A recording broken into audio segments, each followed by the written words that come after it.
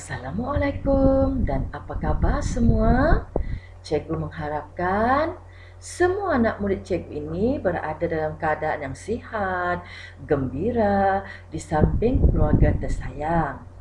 Baiklah, pada hari ini cikgu akan mengajar kamu bahasa Melayu bahagian penulisan, iaitu membina karangan.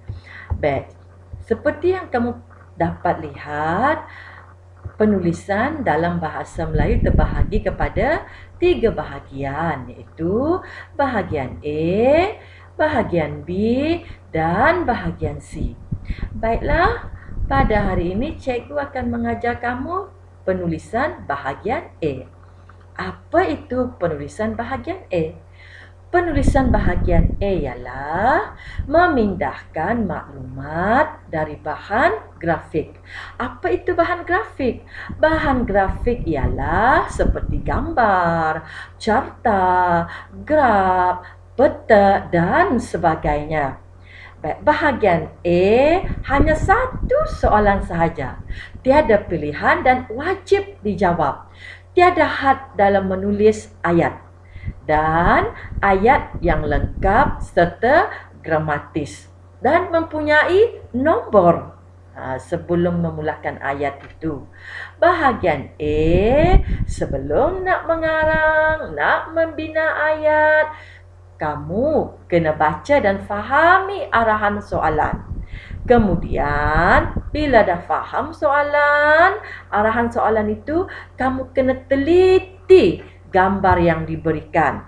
Dan pada gambar yang diberikan itu, kamu perlu catatkan atau tulis apa yang dilihat berdasarkan gambar. Kemudian, binalah ayat tunggal atau ayat majmuk atau ayat berlapis menepati bahan grafik yang diberikan. Serta perlulah kamu menggunakan ejaan dan tanda baca yang betul. Ejaan, jangan salah. Tanda baca terutamanya titik atau noktah perlu kamu tulis setelah kamu membina ayat. Okey. Kemudian, apakah itu ayat gramatis? Ayat gramatis ialah struktur ayat yang betul, tepat dan mempunyai subjek dan predikat. Penggunaan pembendaharaan kata yang betul, tepat dan meluas pada ayat yang kamu bina itu. Betul dari segi tanda baca dan ejaan.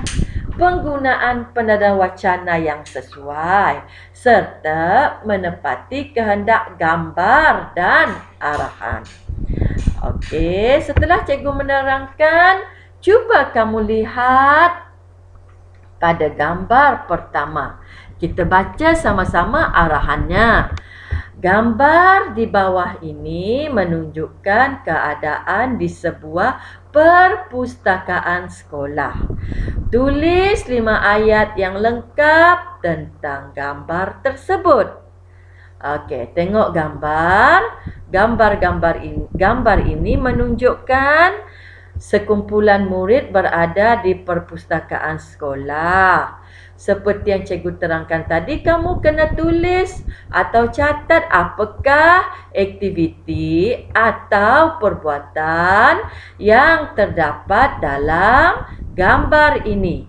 Okey, yang pertama, apakah dibuat oleh pustakawan? 2 orang pustakawan ini. Okey, mereka sedang apa? Kelas.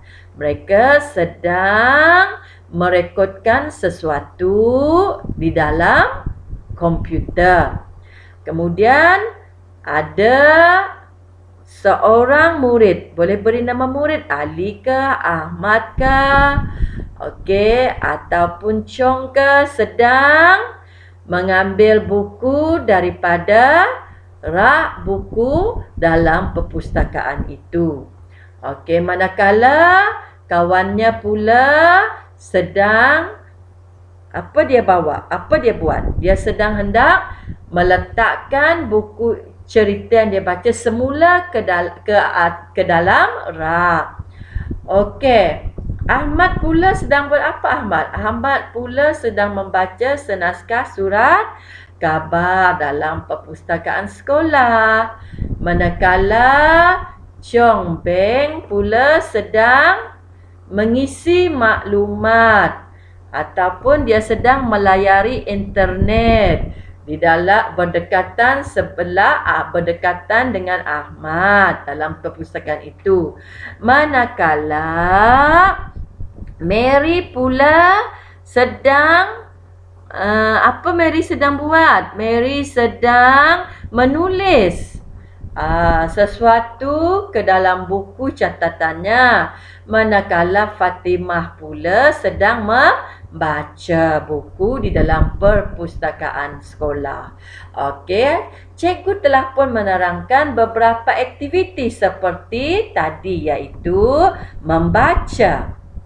Okey, kemudian mencatat ataupun menulis, melayari internet, membaca surat khabar, meletakkan buku ke dalam rak, mengambil buku yang terdapat pada rak, serta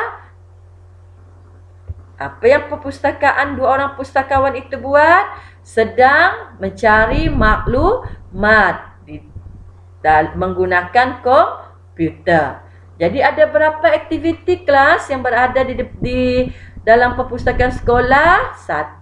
Membaca, 2. Mencatat, 3. Melayari internet, 4. Membaca surat khabar, 5. Meletak kembali buku, 6. Mengambil buku, dan 7. Mencari maklumat. Baik, ada 7 aktiviti yang terdapat dalam gambar. Tetapi kamu kena tulis 5 ayat yang lengkap tentang gambar tersebut. Maka kamu boleh gabungkan 2 aktiviti menjadi 1 ayat dengan menggunakan kata hubung. Boleh buat kelas? Okey, tengok pula pada gambar kedua. Kita baca sama-sama arahan. Ayat di bawah, gambar di bawah menunjukkan suasana di kebun sayur. Di kebun sayur. Tulis 5 ayat yang lengkap tentang 5 suasana di kebun sayur itu. Okey. Arahan menghendakkan kamu menulis 5 ayat suasana di kebun sayur itu. Okey, tengok baik-baik suasana yang terdapat di kebun sayur. Yang pertama, apa dia ni? Sedang memegang tukul dan paku dan ada pula pagar. Apa dia buat sini? Membaiki pagar yang rosak. Okey. Kemudian apa 2 orang pekerja ini buat? 2 orang pekerja ataupun pakcik dan ayah sedang memasukkan cili yang sudah pun matang ke dalam sebuah bakul. Okey, Makcik Salmah pula sedang menanam sayur sawi di atas batas. Okey. Kakak pula sedang menyiram sayur kubis menggunakan pilih air sambil memakai topi untuk mengelakkan suasana panas. Manakala abang bersungguh-sungguh membuat batas dengan menggunakan sebatang cangkul serta Pakcik Ali bertungkus lumus membawa seguni baja dengan menggunakan kereta sorong untuk membaja sayur. Itu adalah contoh ayat yang cikgu berikan. Sekarang kita hitung ada berapakah aktiviti untuk menunjukkan suasana di kebun sayur itu.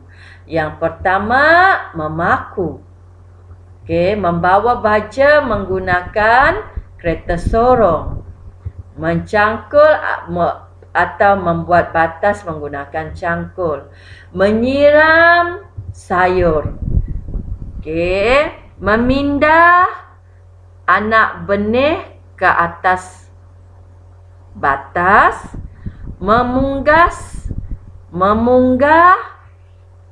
cili yang sudah matang ke dalam bakul besar serta menanam sayur sawi di atas batas. Okey, berdasarkan kedua-dua gambar yang telah pun cikgu terangkan, yang pertama tadi di sebuah perpustakaan sekolah, kemudian yang kedua di suasana di kebun sayur, maka cikgu mengharapkan kamu boleh membina 5 ayat daripada gambar pertama. Okey, berdasarkan suasana di sebuah perpustakaan sekolah, dan 5 ayat pula kamu bina ayat suasana di kebun sayur. Baik, cikgu mengharapkan buatlah ayat dengan betul. Jangan lupa titik atau nokta di setiap ayat. Jangan lupa tulis nombor untuk mewakili 5 ayat pada setiap gambar. Maka cikgu mahu tulis dengan kemas 5 ayat pada gambar pertama dan 5 ayat pada gambar kedua.